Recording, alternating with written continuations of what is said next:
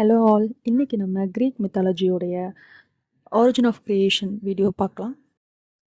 இப்போ இவங்க நம்ம ஜியூஸ் பண்ண வேலையால் பெரிய போரே வரப்போகுது. அந்த போர் பேர் தான் வந்து காட்ஸ் வெர்சஸ் டைட்டன்ஸ்.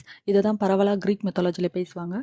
இந்த போர் வந்து ஸ்டார்ட் ஆயிடுச்சு. இப்போ இந்த போர் ஸ்டார்ட் ஆனதுனால டைட்டன்ஸ் வந்து சரி, டைட்டன்ஸும் சைக்ளோப்ஸும் ஒன்று சேர்ந்து நம்மளை அழிக்கிறதுக்கு முன்னாடி அவங்கள நம்ம அழிச்சிடணும் அப்படின்னு சொல்லிட்டு ஒரு ஒரு டீம் மாதிரி ஃபார்ம் பண்ணுவாங்க. அப்போ என்னென்னா அந்த டைட்டன்ஸ் மொத்தம் 12 பேருன்னு சொன்னல, அந்த 12 பேரில் 2 டைட்டன்ஸ் மட்டும் நாங்கள் இந்த போரில் கலந்துக்கல அப்படி சொல்லுவாங்க. அந்த 2 டைட்டன்ஸ் பேர் வந்து ப்ரொமெத்தியஸ், எபிமெத்தியஸ். ஓகேயா?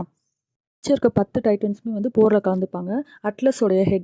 அதாவது ஹட்லஸோடைய வலியுறுத்தல் படி இந்த டீம் வந்து போகும் அப்படி சொல்லி எல்லா பிளானும் போட்டிருப்பாங்க டைட்டன்ஸும் சைக்ளோப்ஸும். இந்த பக்கம் பார்த்தா நம்ம ஜியூஸும் மிச்சம் இருக்க கடவுள் பொசைடன் எல்லாருமே சேர்ந்து இந்த மாதிரி நம்மளும் ஒரு டீம் ஃபார்ம் பண்ணுவோம். ஆனால் நம்ம டீம் வந்து ரொம்ப ஸ்ட்ராங்காக இல்லை. ஏன்னா இவங்களாம் என்னென்னா அவங்க அப்பா எல்லாரும் ஜெயிண்ட் மாதிரி பயங்கரமாக இருப்பாங்களா டைட்டன்ஸ்லாம். ஸோ அவங்கள அழிக்கணும்னா நமக்கு நிறைய சக்தி தேவை அப்படி சொல்லும் போது திரும்பியும் அந்த மர தேவதைகள்லாம் வந்து அவங்களுக்கு ஹெல்ப் பண்ணுவாங்க. இப்போ வந்து நீங்கள் என்ன பண்ணீங்கன்னா ஒலிம்பஸ்னு ஒரு மலை இருக்குது.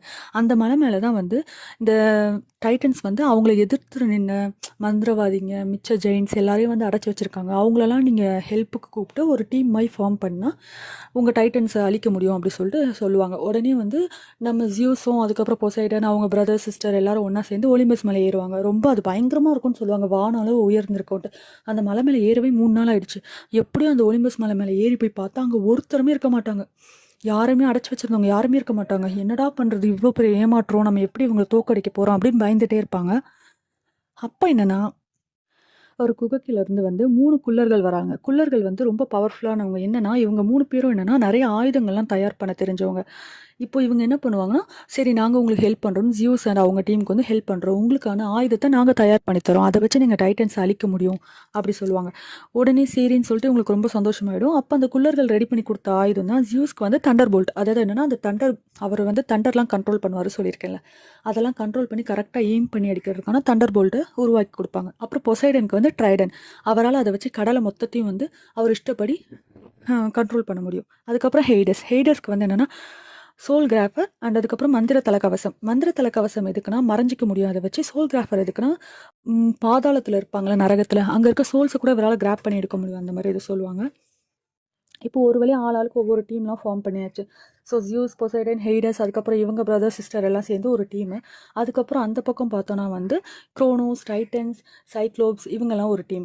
அதுக்கப்புறம் போர் ஸ்டார்ட் ஆகி செம்ம ஃபைட் நடக்குது. அந்த ஃபைட்டில் என்னென்னா நம்ம ஜியூஸ் அண்ட் பொசைடன் இவங்கெல்லாம் காட்ஸ்னே கூப்பிடலாம். ஏன்னா அவங்களாம் காடாக தானே நம்ம க்ரீக் பீப்புள் வந்து வழிபடுறாங்க.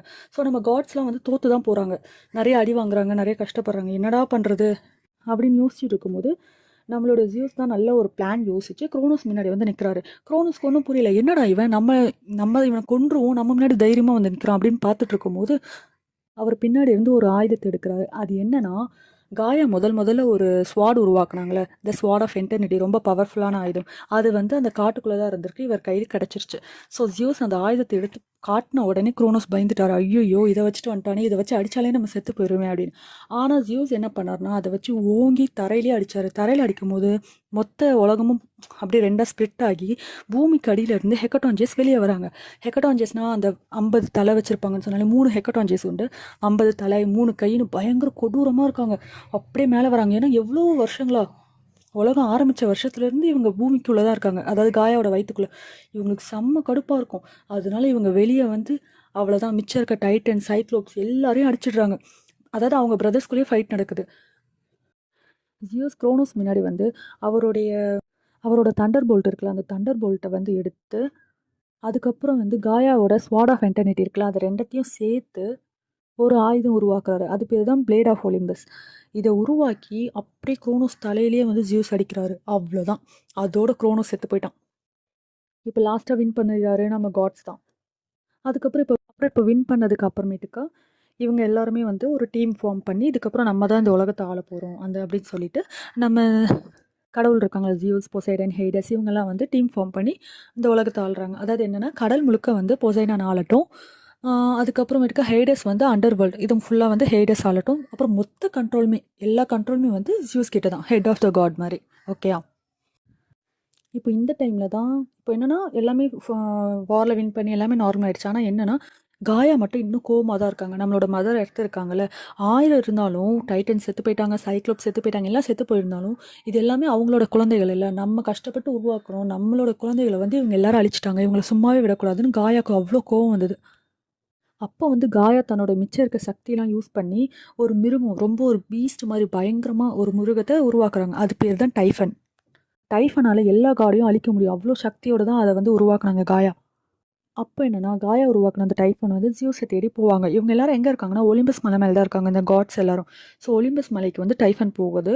அப்படி போகுறப்போ வந்து போன உடனே கீழ வந்து அவங்களுக்கு புரொடெக்ஷன் குடுக்கறதுக்காக சின்ன சின்ன காட்ஸ்லாம் இருப்பாங்க. அவங்களே பார்த்து பயந்துட்டாங்க. அவங்க எல்லாரும் ஒரே டைம்லயே டைஃபன் எல்லாத்தையும் கொன்னு போட்டுருச்சு. அதுக்கப்புறம் ஒலிம்பஸ் மலை அது ஏறும்போது, நம்ம ஜியூஸ்க்கும் தெரிஞ்சிருச்சு. இந்த மாரி வந்து நம்மள அழிக்க ஏதோ ஒண்ணு வருது அப்படி சொல்லிட்டு.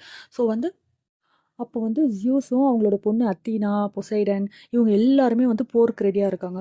அப்போ அந்த டைஃபன் வந்ததும் பொசைடன் தான் முதல்ல சண்டைக்கு போறாரு. பயங்கரமா சண்டை போடுறாரு. ஆனா வந்து அவ்வளோதான். டைஃபன்ட்ட எதுவுமே பண்ண முடியாது. பொசைடனுக்கு புரிஞ்சிருச்சு. உடனே எஸ்கேப் ஆகி ஓடி போயிடுறாரு. கடலுக்கு நடுவுல போயிட்டு மறைஞ்சுக்கிறாரு. அதுக்கப்புறம் வேற வழி இல்லாம இப்போ ஜியூஸோட பொண்ணு அத்தீனாவும் தான் சண்டை போடுறாங்க. அப்போ நம்ம ஜியூஸ் வந்து டைஃபன் மேல தண்டர் போல்ட் யூஸ் பண்ணி பார்க்குறாரு. அப்பவும் கூட ஒரு பிரயோஜனமுமே இல்ல. நம்ம டைஃபனுக்கு ஒண்ணுமே ஆகல. அதுக்கப்புறம் வேற வழி இல்லாம பிளேட் ஆஃப் ஒலிம்பஸ் வச்சு ஒரு அடி அடிக்கிறாரு. அப்ப என்னன்னா, நம்ம டைஃபன் வந்து பீஸ்ட் மாரி நெறையா ஒரு மாரிலாம் அசிங்கமா இருப்பாரு. அதுல வந்து அவரோட கை லைட்டா அடிபட்டுருச்சு. அப்புறம் டைஃபன் திருப்பி ஜியூஸ் அடிக்கும்போது அந்த தண்டர் போல்ட்ட வந்து டைஃபனே புடுங்கிருவாரு. டைஃபன் புடுங்கிட்டு ஜியூஸ் அத வச்சு தாக்கும்போது அவ்வளோதான். ஜியூஸ் வந்து தோத்து போயிடுவாரு.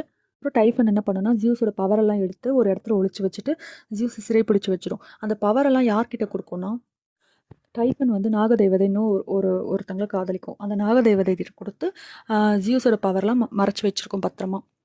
இந்த மறைச்சு வச்ச இடத்த வந்து ஹெர்மிஸும், ஃபாரஸ்ட் காடும் பார்த்துருவாங்க. ஹெர்மிஸ்ன்றது வந்து ஜியூஸோட பையன், ஓகேயா? அப்புறம் ஃபாரஸ்ட் காட் வந்து நம்மளுடைய ஜியூஸை வளர்த்தவங்க. ஸோ இவங்கலாம் பார்த்துட்டு எப்படியாவது இந்த பவரை எடுத்து ஜியூஸ் கிட்ட கொடுத்துட்டோம்னா, ஜியூஸ் திரும்பி வந்து வின் பண்ணிடுவாரு அப்படி சொல்லிட்டு இந்த பவரை வந்து எடுக்கிறதுக்காக நாகதேவதை கிட்ட போவாங்க.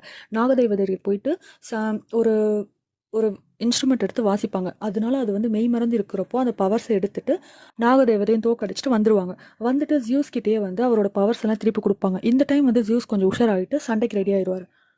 இந்த டைம் அவரோட மொத்த பவரையும் யூஸ் பண்ணி ஜியூஸ் வந்து டைஃபன் கூட சண்டை போடும்போது எப்படியோ ஜியூஸ் வின் பண்ணிடுவார். ஆக்சுவலி என்னன்னா, டைஃபன் வந்து பீஸ்ட் மாதிரி இருக்கும்ல. இப்போ சரி திரும்பி இந்த உலகத்தை தான் நம்ம தான் ஆள போகிறோம்னு நினச்சிட்டு ஒரு காட் ஃபார்மில் இருக்கும். ஸோ அது பீஸ்ட் ஃபார்முக்கு மாறதுக்கு முன்னாடியே வந்து நம்ம ஜியூஸ் வந்து டைஃபன் அடித்து தோக்கடிச்சு வின் பண்ணிடுவார். ஸோ இப்போ வந்து திருப்பியும் இந்த ஆட்சி ஃபுல்லாகவே நம்ம காட்ஸ் கையில் வந்துருச்சு. ஜியூஸ் அப்புறம் பொசைடன், ஹெய்டஸ் இவங்க தான் இப்போ திரும்பியும் இந்த மொத்த உலகத்தையும் ஆள போகிறாங்க. ஸோ இந்த போர்லேயும் வந்து வெற்றி இன்னமும் நம்ம காட்ஸ்க்கு தான்.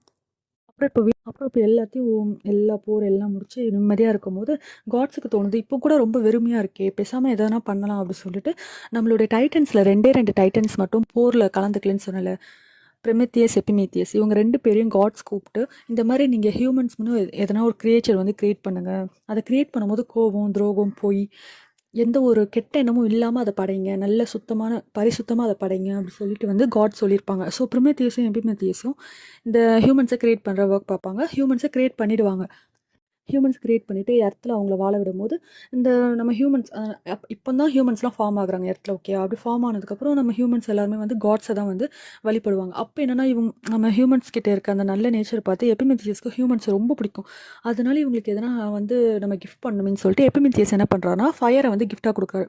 முன்னாடி காலத்துலலாம் வந்து ஃபயர் வந்து காடுக்கு மட்டும் தான் யூஸ் பண்ண தெரியும், ஹியூமன்ஸ்க்கு தெரியாது. ஆனால் எபிமெத்தியஸ் ஒரு காட் தானே, டைட்டனில். ஸோ அவர் வந்து நம்ம ஹியூமன்ஸ் ரொம்ப பிடிச்சி போய் கிஃப்ட் பண்ணுறாரு ஃபயரை. ஆனால் அந்த ஃபயரை வந்து ஜியூஸ் வந்து பறிச்சிக்கிறாரு. நீ எப்படி கடவுள் மட்டும் யூஸ் பண்ணுற பவர்ஸை இந்த மனுஷங்களுக்குலாம் கொடுக்கலாம் அப்படின்னு சொல்லிட்டு. ஆனால் ஜியூஸ் பற்றி தெரிஞ்ச எபிமெத்தியஸ் திரும்பி வந்து சன்லேருந்து எப்படி ஃபயர் எடுத்து யூஸ் பண்ணோம் அப்படின்னு ஹியூமன்ஸ்க்கு சொல்லி கொடுக்குறாரு. ஸோ இந்த தடவை ஜியூஸால் ஒன்றுமே பண்ண முடியல. ஸோ இப்போ ஹியூமன்ஸ்க்கு ஃபயர் வச்சு எப்படி யூஸ் பண்ணணும் நல்லா தெரியும். இதனால ஜியூஸ்க்கு செம்ம கோவம். என்னடா நம்ம தான் படைக்க சொன்னோம் இந்த ஹியூமன்ஸை, இவன் என்னன்னா இப்படி பண்ணுறான், நம்மளோட பவர்ஸ் எல்லாம் ஹியூமன்ஸ்க்கு ஏன் சொல்லி கொடுக்குறான் அப்படின்னு கோவம் வந்துருச்சு. எபிமெத்தியஸ் நம்மளை மீறி பண்ணுறான், 1000 இருந்தாலும் அவன் டைட்டன் தானே அப்படி சொல்லிட்டு கடுப்பாயிட்டு என்ன பண்ணுவார்னா, ஒரு பாக்ஸ் உருவாக்குவார். அந்த பாக்ஸ் உருவாக்கி ரொம்ப ஒரு அழகான ஒரு பொண்ணையும் படைச்சு இது வந்து என்னோட கிஃப்ட் அப்படின்னு சொல்லி எபிமெத்தியஸ்ட்டை போய் கொடு அப்படின்னு சொல்லிடுவார். அப்புறம் போகிறப்பயே வந்து அந்த பொண்ணுகிட்ட சொல்லுவார். அந்த பொண்ணு பேர் பாண்டோரா. அந்த பேண்டோரா பொண்ணுகிட்ட என்ன சொல்லுவாருன்னா, அந்த பாக்ஸ் வந்து எப்போவுமே ஓப்பன் பண்ணவே கூடாது சரியா? அப்படி சொல்லி கொடு அப்படின்னு போவார். உடனே அந்த பொண்ணு போயிட்டு அந்த பாக்ஸை கிஃப்ட் பண்ணும். எப்பயுமே ஷாக் ஆகிடுவார். என்னடா நம்ம பண்ண விஷயத்துக்கு இவங்க கோவமா தானே இருக்கணும். ஆனால் ஜியூஸ் கிஃப்ட் பண்ணி கொடுத்துருக்காரு அப்படின்னு. ஆனாலும் வந்து அந்த பொண்ணு ரொம்ப அழகாக இருக்குமா, அதனால சரி ஓகேன்னு சொல்லிட்டு சந்தோஷமாக அந்த பொண்ணையும் அந்த பாக்ஸையும் கிஃப்ட்டை அக்செப்ட் பண்ணிப்பார். அப்புறம் கொஞ்ச நாள் போயிடும். ஆனால் இந்த பேண்டோரா பொண்ணுக்கும் யோசனையாகவே இருக்கும்.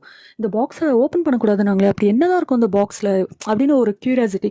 சரின்னு அந்த பேண்டோரா பொண்ணு என்ன பண்ணால் ஒரு நாள் அந்த பாக்ஸை ஓப்பன் பண்ணிடும். ஆக்சுவலி ஜியூஸ் அந்த காட்லாம் என்னன்னா, இது தெரிஞ்சு தான் அந்த பொண்ணுகிட்ட பாக்ஸை கொடுத்தாங்களே, இப்படி சொன்னால் தான் அதை ஓப்பன் பண்ணி பார்ப்பான்னு ஓப்பன் பண்ணக்கூடாது சொன்னாங்க. ஆனால் அந்த பொண்ணு தெரியாமல் ஓப்பன் பண்ணி பார்த்துருச்சு. ஓப்பன் பண்ணி பார்த்தா அதுலேருந்து இருட்டாக பயங்கர இது புகை மாதிரி கிளம்பி போகுது. அது எல்லாம் என்னென்னா கோவம், துரோகம், பொய், ஏமாத்துறது, இந்த மாதிரி ஒரு மோசமான தீய சக்திகள். அது எல்லாமே வந்து இப்போ இந்த உலகம் முழுக்க ஒரு செகண்டில் பரவிருச்சு. இப்போ எல்லா மனுஷங்களும் ஒருத்தருக்கு ஒருத்தர் அடிச்சுக்கிட்டு ரொம்ப மோசமாக சண்டை போட்டுக்கிட்டு கோவப்படுறாங்க, பொறாமப்படுறாங்க, இந்த மாதிரி கேவலமாயிட்டாங்க. எபிமித்தியஸ்க்கு இந்த நிலைமையை பார்த்துட்டு ரொம்ப அழுக வந்துருச்சு. நம்ம எவ்வளோ ஆசையாக கிரியேட் பண்ண ஹியூமன்ஸ் எவ்வளோ ஆக்களாக நல்லவங்களா இருந்தாங்க, ஜியூஸ் இப்படி நம்மளை தண்டிச்சிட்டாரே, இவ்வளோ மோசமாக பண்ணிட்டாரேன்னு ரொம்ப ஃபீல் பண்ணார். அப்புறம் அந்த பாக்ஸில் லாஸ்ட்டில் வந்து ஒரு ஒளி இருக்கும். அந்த ஒளி தான் நம்பிக்கை ஒளின்னு சொல்லுவாங்க. அப்போது அந்த பேண்டோரா பார்த்துட்டு அந்த பொண்ணுக்கும் ரொம்ப கஷ்டமாக இருக்கும். நம்மளால தான் அந்த மனுஷங்க இப்படி ஆயிட்டாங்க, நம்ம தப்பு பண்ணிட்டு இந்த பாக்ஸ் ஓப்பன் பண்ணியிருக்கக்கூடாது அப்படின்னு பேண்டோராவும் என்ன பண்ணுவாங்கன்னா, அவங்கள அந்த ஒளிக்கு அர்ப்பணித்து மொத்த ஒளியும் இந்த உலகம் முழுக்க பரவுற மாதிரி பண்ணிடுவாங்க. ஸோ இதுலேருந்து என்ன சொல்ல வராங்கன்னா, 1000 தான் மனுஷங்க பொறாமை, போட்டி, கோவம் இந்த மாதிரிலாம் இருந்தால் கூட கடைசியில் அவங்க மனசுக்குள்ளே நம்பிக்கைன்னு ஒரு ஒளி இருக்கும். அந்த ஒளி தான் வந்து பேண்டோரா அவங்களே அவங்கள அதுக்காக கொடுத்துக்கிட்டாங்க. அதுதான் நம்பிக்கையின் ஒளி. இப்போ நம்ம பேண்டோரா தான் நம்பிக்கையின் தேவதையாக இருக்காங்க. ஓகே காய்ஸ், இதுதான் வந்து கிரீக் மித்தாலஜி. இப்படி தான் வந்து ஆரிஜின் ஆஃப் கிரியேஷன் இருந்தது. இப்படி தான் ஹியூமன்ஸ்லாம் கிரியேட் ஆனாங்க. இப்படி தான் எர்த் கிரியேட் ஆச்சு. ஸோ உங்களுக்கு இந்த ஸ்டோரி பிடிச்சிருக்கும்னு நினைக்கிறேன். பிடிச்சிருந்தா லைக் பண்ணிக்கோங்க, சப்ஸ்கிரைப் பண்ணிக்கோங்க. தேங்க்யூ.